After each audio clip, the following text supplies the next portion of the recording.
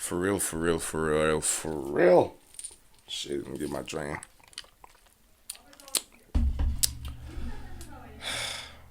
I think, I really think it's time that we started. It's the best in the world, baby. Absolute best, baby. Numero uno, es mission importante. What's up, guys? You're with your boy Sonwabo Thetha, aka the absolute best in the world, and welcome to the Best in the World podcast, episode 33. I'm one of those people when it comes to consistency. I'm just not there, because I've got this other crazy thing called life, and moves always have to be put in place. And in order for you to grow, it's very essential for you to get out your comfort zone. And that's what I've been doing, man. I've been leaving my comfort zone, leaving where I'm comfortable, getting into places where I feel fundamentally I can grow. But enough from me, man. Welcome to the episode. And today's one is a deep one. I'm going to be on my conspiritual intuition. I want to talk about some conspiracy. So, apparently, the world is ending. It's the best in the world, baby.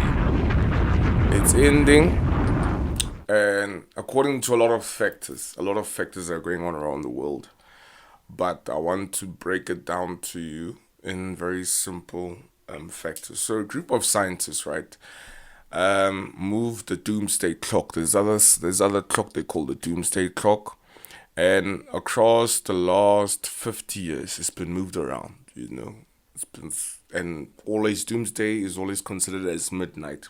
So for the first time in a while, it's very, very close towards midnight, meaning very, very close to doomsday. It is now 90 seconds to midnight. The devastation is breathtaking. Nearly an entire city reduced to rubble. Humming a tune for merely dreaming. UN scientists are warning we are on course for devastating changes to our climate.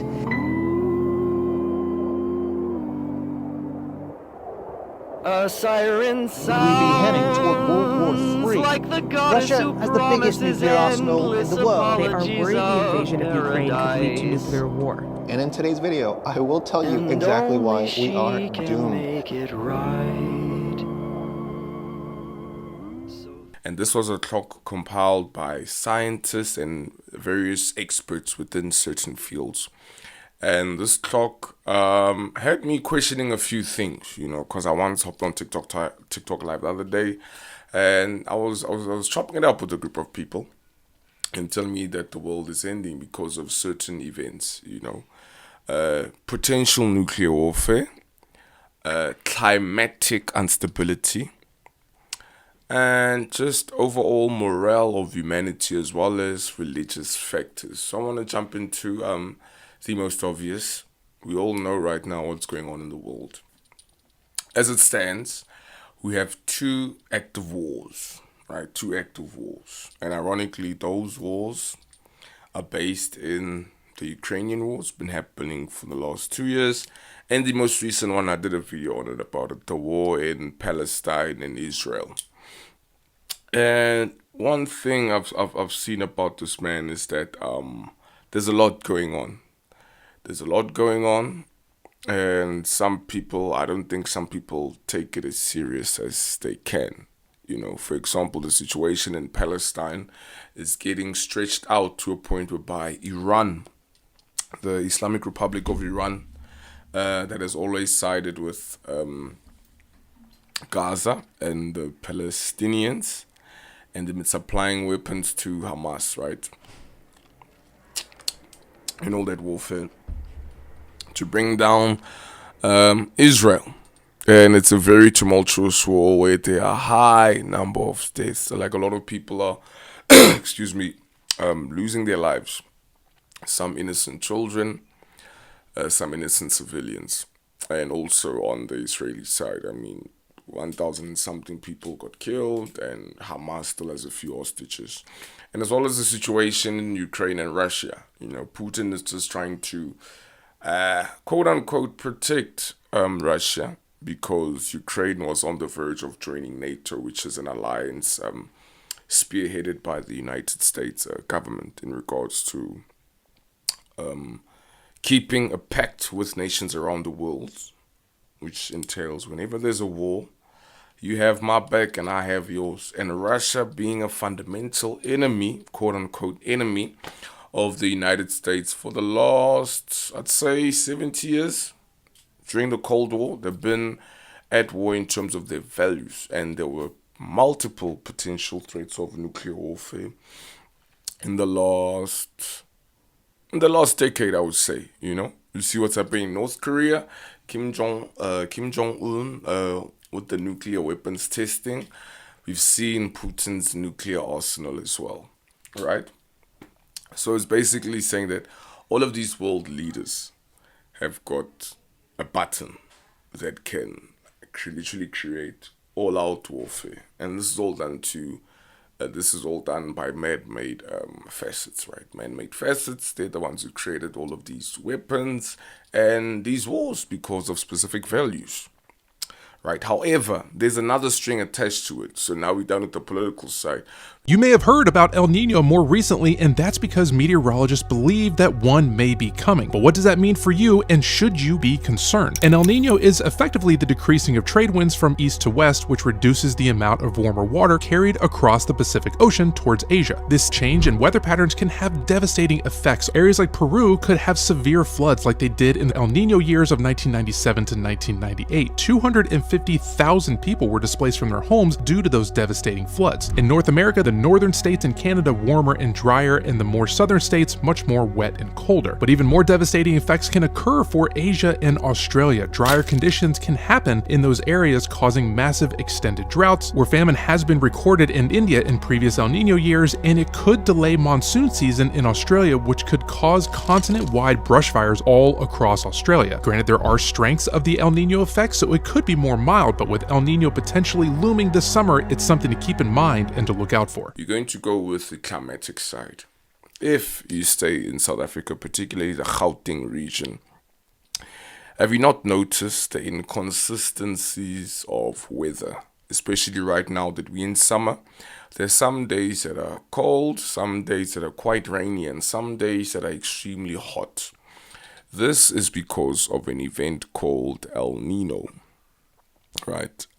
Where basically temperatures change, weather patterns change, because you all know there's a Pacific Ocean, Atlantic Ocean, and Indian Ocean. Some oceans are hot and some oceans are predominantly cold, with cold vessels of life. So in this scenario, a powerful solar flare erupted from the sun, causing radio blackouts across North America and the Pacific Ocean. The flare was classified as an X1.5 on the solar flare scale. An X1.5 flare can emit energy equivalent to billions of hydrogen bombs. The flare caused radio communications to be disrupted in the western United States and the Pacific Ocean. The radio blackouts affected amateur radio operators, air traffic controllers, and GPS users across the US. The blackouts lasted for several hours, but they have since subsided. Space weather forecasters are warning that there could be more solar flares on the way. The sun is currently escalating towards the peak of its 11-year activity cycle, predicted to take place in July 2025. Hence, the sun is expected to produce more powerful flares in the coming months. It's alleged by scientists that there is a solar storm coming, which is basically rays from the sun that it's like rubber bands. It's very scientifically to explain, but like there's rubber bands around the sun, right? So one of those rubber bands has got a potential of snapping and coming towards the earth. However, we have something called an atmosphere that protects the earth. But allegedly, and please, I did my research on some of these things, but remember, we live in a world where people create their own opinionated facts. Hence, I keep on using the word allegedly. There are multiple holes within our atmosphere, and there has not been such a high rate of carbon emissions since the dawn of time. From from the moment you start your gas car or your petrol powered car to you lighting a cigarette, and there's nothing wrong with that, to your time, you're an adult, to using a can of spray, like an egg spray or whatever, maybe a can to eliminate cockroaches. It's in our daily lives. We use these things.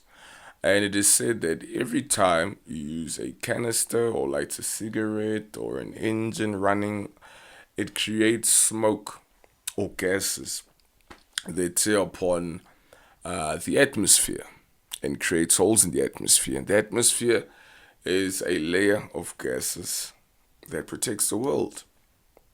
So the gases that we emission into the atmosphere has been tearing the atmosphere and creating holes within it. That's why you get such random occurrences of powerful sunlight rays that are just sharp, that are just sharp, as well as inconsistencies in the weather because of the climate change.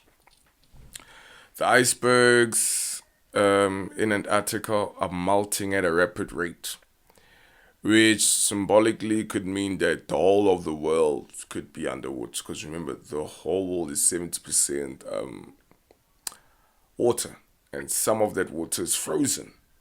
And once that frozen water melts, it will make the sea levels rise. And it will cover up the whole world, allegedly, is what they say. I'm one of those people where during the year of 2012, when it was alleged that the world would end by the ancient Mayans, that's when the calendar ends, there was a lot of speculation of meteorites or asteroids hitting Earth or just flat out Armageddon. At the same time, we also look at the amount of earthquakes that have been happening around the world. Very unusual. Very, very unusual. Very unusual. Where there's even a split at the border of Utopia and countries within Central, East, and Western Africa, where the tectonic plates are shifting at such a high and alarming rate, because Africa is always known to be a safe haven where we don't have any volcanoes, any earthquakes, or any of those things. But earthquakes and natural disasters have been happening at a frequent, rapid pace, like never ever before. And you see it within the world that we live in. It's not as hot as it was back in the day. It's hotter now. When it's cold, it's colder now. You cannot predict the weather.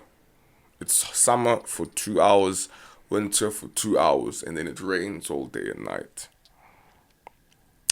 Hence people have been pushing the initiative of going green, because the scientists and people who actually do research within this stuff know, through research and intensive observations and hypotheses, that mankind is destroying itself at a very high, rapid rate. And you see it within everyday observations. High levels of wind, random hurricanes coming, earthquakes where earthquakes are not prone to be. Like I remember last year, there was a mini earthquake within Johannesburg. But that's not the point. The point I'm trying to make is within our climate and world and vessels, you can see things are not the same. Not the same like before. Temperatures are rising very, very high. Winters are getting super, super cold. So now that we've covered the political, the scientific, now I want to go to the religious and more moral. I'm not that big on religion. Everybody knows, I'm one of those people. But sometimes, man, believing in a higher power or a higher vessel, and the scriptures which were written by man, but to be words from God,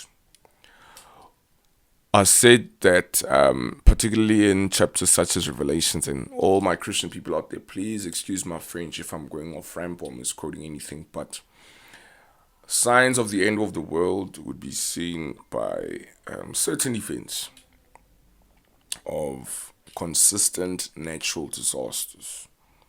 There was an earthquake in Morocco, an earthquake in Japan not so long ago from this date.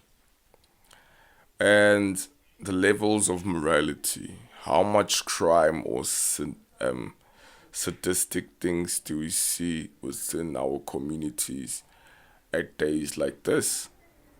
People are not as nice as they used to be. We all caught up in our mobiles. We rub a piece of glass 60% of our lives. Children born 2010 are predicted to rub a piece of glass 70% of their lives because of the stuff we consume. We're always consuming stuff written by other people. Values are more lost. We live in a world that's more superficial. It's all about what you have or what you don't have. And it's quite scary for me on a personal basis. We're living in a very immoral world where there's a lot of murder and life is not taken into value as it used to be. High levels of hate, high levels of oppression, high levels of racism, and the world is missing love. So I don't want to scare everyone, but I want to end it on this. As a community, as a society, let's learn to love. Let's learn to take care. You see a piece of paper on the floor, throw it away. You cold at night, rather fill up a hot water bottle than switch on your gas heater. But that's your choice. I'm not trying to put a gun to it saying do this, do that. I use heaters all the time. If you want to burn and fry meat, go ahead. But learn to love, learn to take care, and learn to show respect. There's a lot of hate in the world, and it's not the same as it used to be. So I hope everyone out there is doing well, taking care of themselves, taking care of their loved ones. Because you never know. It might be conspiracy or it might be real. All I can say is look at the signs, look what's happening around you, and observe for yourself. Anyway, you're with your boy Sonwabo Thetha, aka the absolute best in the world. I'm back again. I always say that, then I might reappear in a few months, but I want to be more consistent with the videos. Maybe take them out monthly or every 2 weeks. I'm just in the trenches getting money, doing what I gotta do. But anyway, I appreciate you. Thank you for all the love and all the support. Don't forget to like, share, and subscribe on my shit. It's nothing but peace and love from my side. It's the best in the world, baby. I'm out.